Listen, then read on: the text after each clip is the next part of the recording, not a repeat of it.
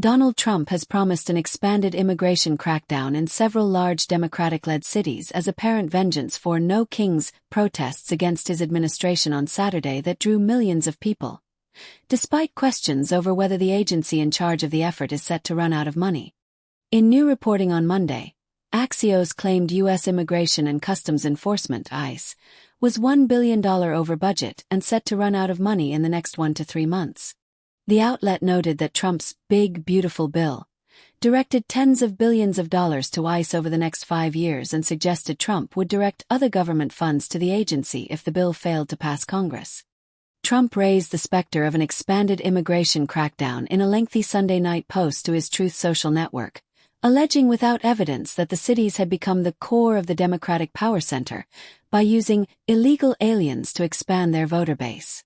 Non-citizens are not permitted to vote in U.S. elections, and there is no widespread evidence of them ever having done so. ICE officers are herewith ordered, by notice of this truth, to do all in their power to achieve the very important goal of delivering the single largest mass deportation program in history, he wrote. We must expand efforts to detain and deport illegal aliens in America's largest cities, such as Los Angeles, Chicago, and New York, where millions upon millions of illegal aliens reside. The California city has become a flashpoint for protests against ICE raids, with Trump sending in National Guard troops and U.S. Marines in an unprecedented show of force.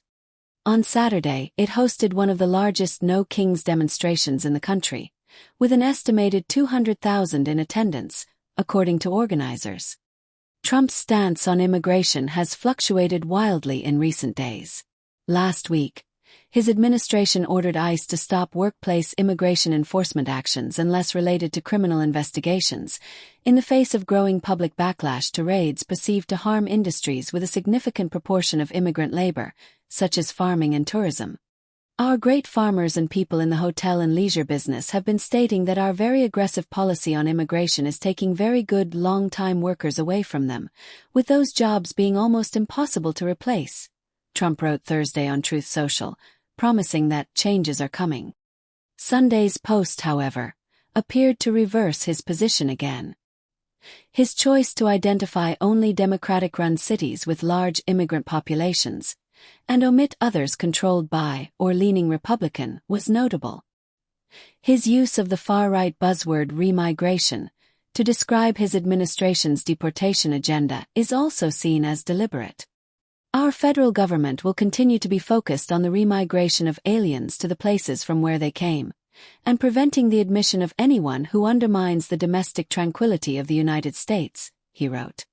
Trump's statement followed Saturday's military parade in Washington, D.C., which took place ostensibly to celebrate the 250th anniversary of the U.S. Army, but which critics said was hijacked by the president on his 79th birthday as a celebration of himself. One spectator summed up the general sentiment of the parade: just kind of lame.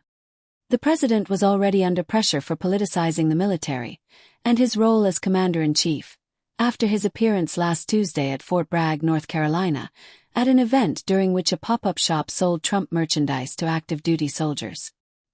He shredded decades of nonpartisan traditions at military events by tearing into Democratic political opponents in California, including the governor, Gavin Newsom, and the Los Angeles mayor, Karen Bass, and showing that the situation there was dominating his thoughts. They're incompetent, and they paid troublemakers, agitators, and insurrectionists, he said. They're engaged in this willful attempt to nullify federal law and aid the occupation of the city by criminal invaders. Trump's Sunday order to ICE and partners, including the Homeland Security Department, to step up operations comes as his immigration advisor, White House Deputy Chief of Staff Stephen Miller, has called for a minimum of 3,000 arrests a day. Analyst Chuck Todd, former host of NBC's Meet the Press, said Trump was openly admitting that he's politicizing law enforcement.